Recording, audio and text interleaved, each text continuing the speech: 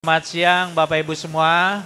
Terima kasih bisa ada dan di sekitar kami di Manufacturing Digital Hub yang merupakan kerjasama dari Aptiknas dan penyelenggara dari event ini, Manufacturing Indonesia. Dan kita akan masuk ke seri yang kedua dari kegiatan kita di hari terakhir di Manufacturing Indonesia yang berlangsung di tahun ini. Nah, kita akan bahas beberapa hal. Yang pertama ini nanti ada dari Pak Reza yang akan menyampaikan tema menarik tentang multi-channel support dan automation system. Ya, nggak usah khawatir kalau Bapak Ibu yang mungkin kelewatan nanti bisa menonton ulang ini di YouTube channel Aptiknas. Nanti bisa melihat penjelasan ulangnya di sana ya. Oke, jadi kita langsung mulai saja. Seri pertama ini nanti akan dibawakan oleh Pak Reza. Baik Bapak Ibu yang nanti lewat, silakan bisa mengambil tempat duduk. Duduk santai-santai di sini. Nanti bisa dapat kopi toko Ibu ya yang di depan ya. Oke, saya langsung saja persilakan Pak Reza untuk bisa menyampaikan bahannya buat kita. Oke, thank you Pak Fangki. Selamat siang semuanya. Jadi di kesempatan kali ini saya akan membahas terkait multi-channel support and automation system, di mana di produk kali ini kita akan membawakan terkait ataupun produk dari SendQuick gitu. Jadi SendQuick ini key-nya itu adalah untuk notification.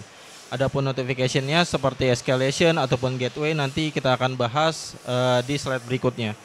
Nah, di event kali ini adalah terkait manufacturing. Jadi kita coba kecilkan lagi skopnya ini untuk solusi di bidang IT. Jadi sebenarnya bukan hanya IT saja sih yang bisa dipakai oleh SendQuick ini.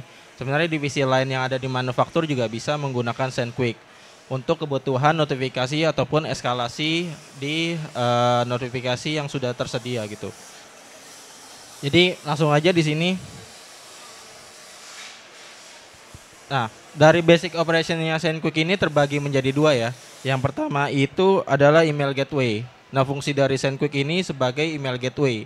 Dimana kalau misalnya kita belum memiliki email gateway di manufacturing kita bisa manfaatkan SendQuick sebagai email gateway-nya gitu. Jadi setiap aplikasi yang udah kita miliki, lalu kita bisa melakukan notifikasi terhadap SendQuick ini. Baik itu melakukan email, SMS maupun social messaging lainnya. Lalu juga ada notification escalation. Nah, biasanya kan kalau di aplikasi yang ada di manufacturing ini sudah ada level notification-nya ya. Nah, di notification ini sebenarnya dikembangin lagi oleh SendQuick, di mana di notification yang umumnya itu biasanya email dan SMS saja. Tapi kalau di SendQuick itu bisa dieskalasikan. Contohnya itu ke level-level lanjutannya. Jadi bukan hanya terbatas ke tipenya aja ataupun channelnya aja, tapi juga bisa dilihat dari levelingnya. Contoh, jadi kalau misalkan escalation yang dimaksud, email pertama ini dia mengirim ke NOC ataupun operationnya. Lalu yang level 2 itu sudah ke teknisi, dan yang ketiga biasanya ke head levelnya. Nah, itu bisa diperlakukan di menu SendQuick ini. Oke, kita bahas ke topologi. Jadi topologi yang dipakai oleh SendQuick ini, kalau kita bisa lihat ya di sebelah kanan, itu ada network infrastructure, lalu ada application dan security. Nah, ini adalah yang dimaksud dengan aplikasi yang kita miliki pada manufacturing kita. Pastinya kan setiap divisi IT ini berbeda-beda nih pemegangnya gitu ya. Baik network infrastruktur pasti ada timnya sendiri, lalu application juga ada timnya sendiri, dan security juga pasti ada timnya sendiri. Nggak mungkin satu orang ataupun satu divisi menghandle semua komponen tersebut. Nah, si SendQuick ini hadir sebagai centralized notification-nya. Jadi kita nggak perlu lagi nih Pak yang namanya notifikasi yang berada pada satu aplikasi saja gitu, yang terpisah ya gitu.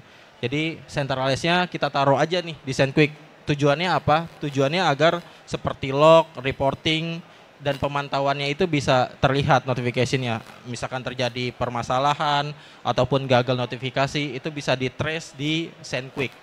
Sebagai contoh misalkan NMS. Nah, biasanya NMS itu sendiri kan Udah ada yang namanya notification-nya. Tapi kita coba kembangkan lagi nih di SendQuick, baik dari segi leveling ataupun channelnya. Nah, channelnya contohnya seperti kayak social messaging ya, itu berupa kayak WhatsApp, Telegram, Teams dan lain sebagainya. Itu kita bisa manfaatkan. Lalu kayak team application, contohnya dia ada database server, itu juga bisa kita gunakan si SendQuick ini sebagai notification centralnya. Dan untuk tim security juga sama ya, biasanya terkait security event, jadi kalau misalkan ada log-log tertentu, itu bisa langsung dikirimkan ke SendQuick. Dan si SendQuick ini secara unit dia ada tiga komponen. Yang pertama pasti main unit itu sendiri. Nah, setelah ada main unit, pasti juga ada modemnya. Modem sudah pasti kita membutuhkan SIM card. Nah, modem dan SIM card ini diperuntukkan jika kita menggunakan eskalasi ataupun notifikasi ke SMS. Lanjut. Nah, di sini SendQuick juga mendukung support platform yang udah familiar gitu. Jadi banyak opsi yang kita bisa gunakan. Contohnya di sini appliance. Nah, kalau kita menggunakan appliance dari SendQuick ini, kita nggak perlu lagi nih yang namanya nginstal si aplikasi tersebut ataupun menyediakan VM. Yang pastinya kita juga butuh space pada rak data center kita ya. Dan itu untuk hardware-nya si SendQuick itu kecil kok. Dia U1 juga udah bisa langsung dipasang, jadi nggak besar, seukuran switch. Lalu juga ada cloud. Nah, kalau cloud ini lebih mengarah untuk di mana manufacturing kita sudah berbasis hybrid. Biasanya kalau udah menggunakan cloud, nah user biasa nih menggunakan cloud, kita bisa kasih solusi SendQuick untuk base-nya itu cloud. Nah, manfaat ataupun benefitnya antara lain adalah notifikasinya itu bisa kita akses secara publik gitu loh. Jadi nggak perlu lagi nggak perlu lagi nginstal sesuatu di SendQuick, udah disediakan. Dan pastinya terkait availability ini 99%. Jadi nggak usah khawatir adanya downtime pada SendQuick kita karena udah di-manage oleh si penyedia cloud itu sendiri. Lalu kita bahas terkait VM-nya. Jadi solusi lainnya itu bisa berbentuk VM. Nah, kalau VM ini benefitnya atau biasanya diterapkan terkait manage resource-nya ya. Jadi manage resource-nya kita itu bisa mandiri. Maksudnya mandiri ini, oke, kita mau starting penggunaan SendQuick ini di level yang minimum. Atau kita mau langsung adjust ke spesifik server yang tinggi. Itu bisa aja dilakukan oleh tim IT-nya. Lalu juga dapat menyesuaikan dengan hardening. Maksudnya hardening di sini adalah ya balik lagi ya. Biasanya kan terkait security ini menjadi isu yang sangat kompleks ya. Nah, di sini kita bisa nerapin hardening nih. Tapi kan kalau di appliance dan cloud itu udah ya memang bawaannya gitu. Nah, kalau di VM kita bisa melakukan hardening pada server SendQuick kita. Lanjutnya di sini produk. Dari ketiga platform tadi itu juga udah tersedia seperti SendQuick Alert, SendQuick Plus dan Entera. Jadi dari platform tersebut kita bisa gunakan security SendQuick Alert Plus ataupun Entera. Nah, perbedaannya adalah kalau SendQuick Alert itu dia hanya untuk notification messaging gateway-nya aja. Jadi terbatasnya di situ.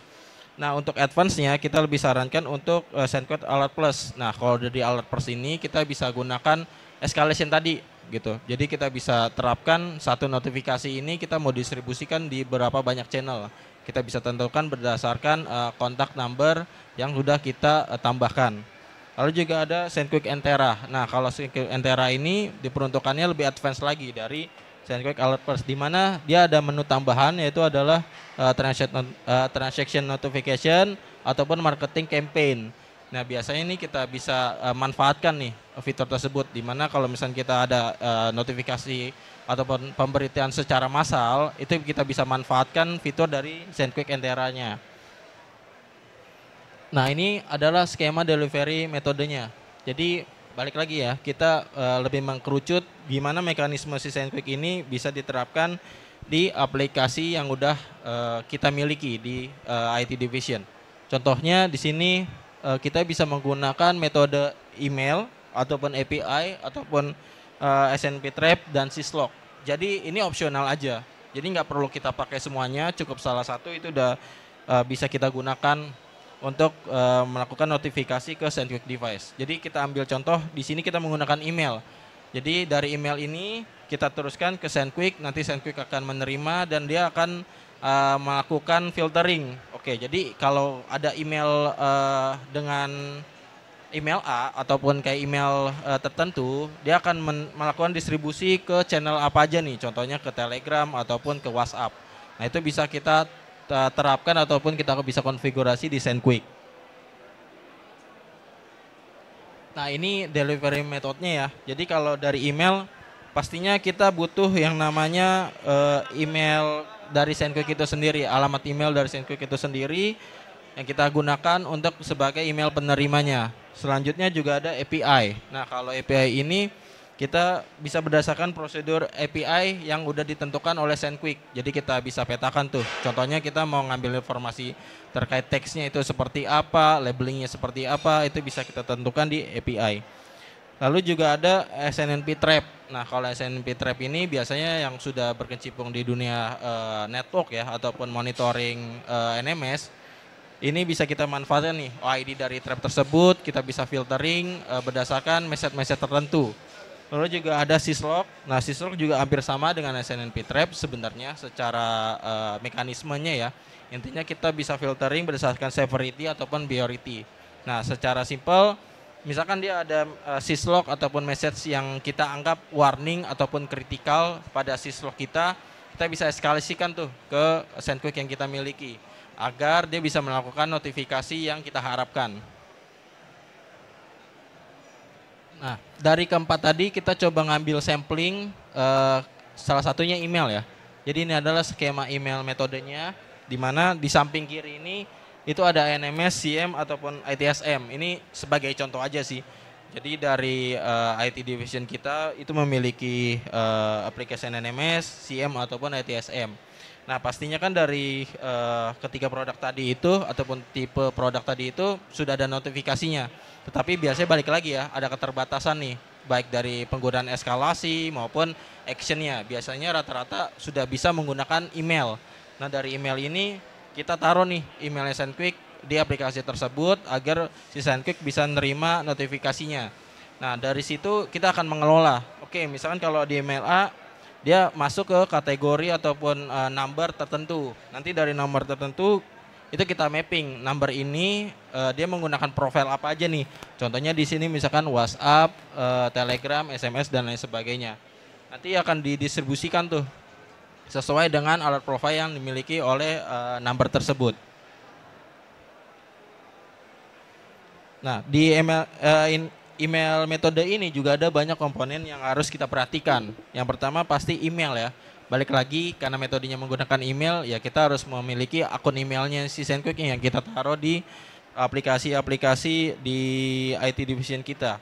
Lalu juga ada alert profile. Nah, alert profile ini penentuan actionnya ini mau menggunakan social messaging apa aja. Baik itu Teams-nya aja kah, atau WhatsApp, Telegram, dan lain sebagainya, itu disetting di alert profile.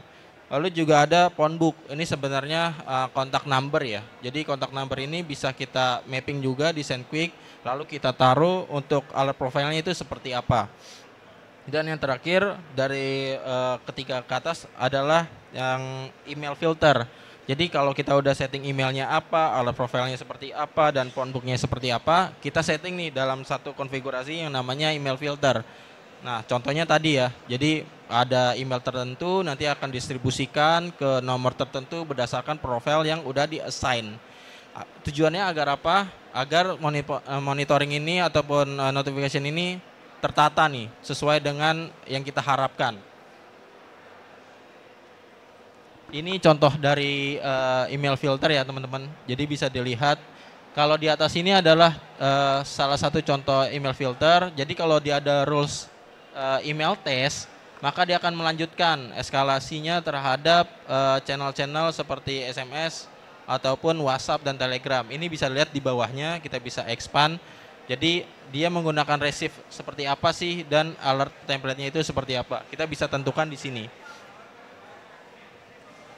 Lalu yang kedua API. Kenapa kita ambil API? Pasti kalau di dunia IT ini udah familiar dengan API.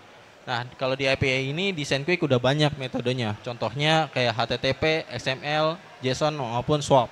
Nah, kita bisa manfaatkan salah satunya aja nih. Contohnya, oke Mas, kita mau menggunakan HTTP. Nah, itu bisa digunakan. Jadi push HTTP. Nah, nanti setelah push HTTP ini akan dikirimkan ke SendQuick, lalu akan difilter berdasarkan kebutuhan dari social messaging-nya dan akan diteruskan ke setiap kontaknya. Nah, sebagai contoh, ini ya yang dibutuhkan komponen-komponen untuk melakukan konfigurasi API metodenya. Yang pertama pasti format. Kita tentukan dulu formatnya, dia mau JSON, HTML, XML maupun SWAP. Lalu setelah kita tentukan, kita ambil metodenya nih. Kita mau ambil post ataupun get. Biasanya sih kalau untuk notifikasi ataupun push notification pakainya post. Lalu kita tentukan juga tadi phonebook pasti ya. Jadi basically dia harus butuh phonebooknya dan parameter. Parameter yang dimaksud di sini adalah placeholder apa yang akan digunakan oleh SendQuick untuk pengiriman API tersebut. Nah, sebagai contoh seperti ini, jadi kita setting HTTP metodenya, lalu kita teruskan ke beberapa number gitu. Jadi kita bisa isi tesnya seperti apa, kita tentukan ataupun kita bisa direct langsung. Dan contohnya di sini juga ada XML ya. Jadi kita bisa lihat prioritinya, kita tambahkan kalau prioritinya lebih tinggi, maka baik dari escalation ataupun pengirimannya dia bisa lebih cepat. Seperti itu. Oke, sekian dari saya Pak. Jadi kalau misalkan ada yang mau ditanyakan ataupun didiskusikan, boleh langsung diinfokan. Ya, mungkin tanya nih Pak Reza, kalau misalnya kita punya mesin biar bisa connect ke sistem seperti ini gimana? Oke, biasanya kalau udah ke mesin itu ngomonginnya MIB apa ya, trap, SNMP trap. Jadi kita bisa manfaatkan fitur SNMP trap pada mesin tersebut agar mengirimkan informasi ke SendQuick. Nah, penerapan rulesnya hampir sama sih Pak dengan syslock dan lain sebagainya. Jadi kita tentukan dulu SNMP trapnya itu mau pakai OID apa, lalu misalkan kalau ada message tertentu maka dia akan melakukan notification. Seperti itu Pak. Tapi kayaknya kalau mesin nggak ada SNMP deh Pak. Kayaknya kalau mesin biasanya mereka punya protokol sendiri ya. Oke. Pakai PLC atau apa gitu ya. Ya, itu sebenarnya bisa Pak. Bisa ya. Di provide. Nanti kita translate dulu biasanya Pak. Baik dia itu dari NMS-nya gitu, kita alihkan dulu dari NMS baru ke SendQuick gitu. Nah, berarti nanti kalau dia pakai alat seperti ini, kan dia kirim ke mana? Ke ini ya, ke social messaging. Social messaging atau ke SMS ya? Iya, WhatsApp, Telegram, WhatsApp SMS. gitu ya. Nah, nanti kita bisa langsung jawab ya dari. Nah, itu juga di SendQuick ada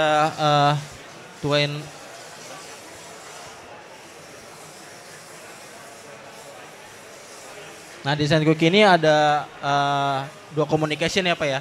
Jadi sebenarnya bukan hanya satu komunikasi aja nih. Nah, itu ada pada SendQuick Entera. Jadi kita bisa juga merespon atas apa yang udah notifikasi yang terjadi. Contohnya untuk apa? Secara simpel agar notifikasi ini tidak terus-menerus nih dikirimkan ke kita gitu. Iya. Seperti itu Pak. Jadi nanti bisa ya kalau dari mesin ngirim kemudian kita reply di WA kita, nanti langsung bisa diterima ya sama mesin ya? Bisa. Iya. Itu bisa banget Pak. Bahkan sekarang udah pengembangannya lebih lanjut tuh Pak ya. Jadi dari action SendQuick ini, itu bisa diteruskan lagi teman-teman. Jadi bukan hanya cuman tanggapan tapi melakukan action gitu. Jadi kalau di SendQuick udah melakukan perintah A, nanti SendQuick akan meneruskan API-nya nih ke action tertentu gitu Pak. Iya, iya. Oke, kayaknya cukup Pak Reza. Terima kasih untuk sharingnya tentang produk ini yang bisa membantu teman-teman di manufaktur untuk bisa menggunakan kemampuan messaging seperti ini yang nanti bisa berbagai platform ya. Karena sekarang kayaknya kecenderungannya nggak cuma SMS ya. Betul. Jadi lewat WA bisa, mungkin lewat apa lagi? Kayak Telegram ya. Ya, Teams. Lewat Teams, Telegram bisa juga ya. Nah, itu jadi udah disupport. sangat menarik apa yang tadi disampaikan. Semoga bermanfaat untuk teman-teman kita yang ada di industri manufaktur Indonesia ya. Terima kasih Pak Reza. Sama-sama Pak Pangki. Kita lanjutkan di sesi berikutnya.